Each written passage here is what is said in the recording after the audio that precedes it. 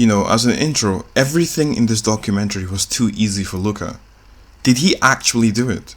Okay, so the other day I was watching this incredible documentary known as Don't Fuck with Cats. Now, a lot of people have been suggesting this to me, and I've only just gone through to watching it. And I have to say, I'm kind of confused on the ending. So the whole documentary is about this guy who killed cats and then proceeded to killing, a human being. Now, before I go on, it's very interesting because when I was watching this, the thing is, I had actually heard of that video many, many, many years ago, like back in the olden days. The video's called one lunatic, one ice pick or something like that. So I had heard of this video, and I'm not even sure. I think I may have seen this video. It's like years ago, back in 2012 or something. So I didn't know it was that big of a deal. So essentially, the story is about this guy Luka who goes around killing cats and then starts to kill and then kills one person.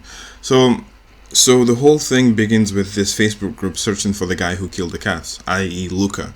Now, they don't actually show any of the cat killings or the human killings in this documentary, which is what I assumed.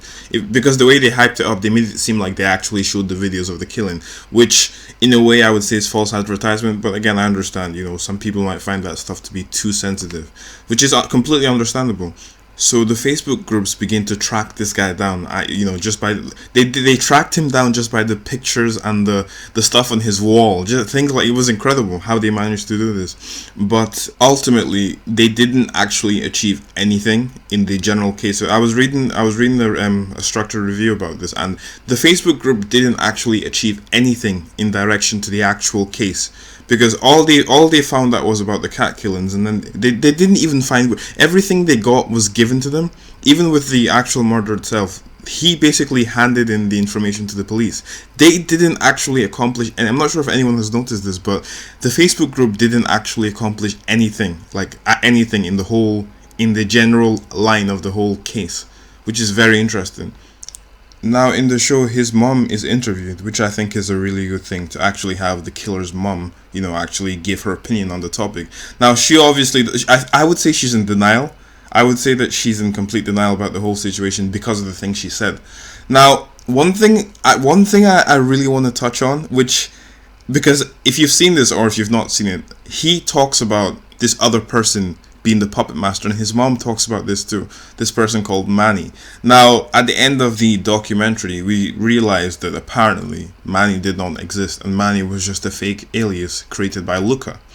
Now, I want to propose a different perspective, because if and this is the very deep thing here that changes the entire situation. If what Luka was actually saying is true, and again, I'm not justifying this, I'm not covering it in any shape or form, but it's always interesting to take that other perspective. Now, he most likely is just talking nonsense. He most likely is just talking shit. But if what Luka was saying was true in the first place, then that would mean that this actual Manny person was real.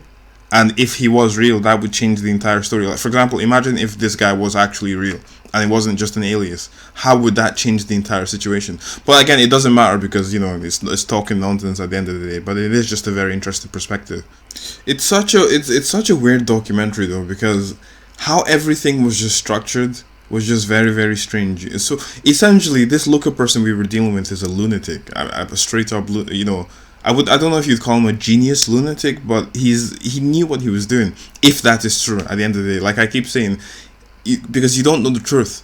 Everything he said about this Manny person, the reason I keep bringing this up is because everything he said about this Manny person sounds like something real, if that makes any sense. It's just interesting. It's a very interesting perspective for me to take, because, if a person is working like that on the deep web and somebody knows this much, can do these things to you, everything Lucas said about Manny, I don't know. I'm kind of conflicted on that. If anybody has any opinions, I'm conflicted.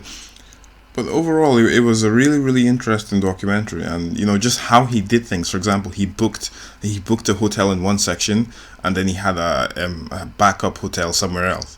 It was, the whole thing was very, very nicely planned. I mean, not nicely, structurally planned.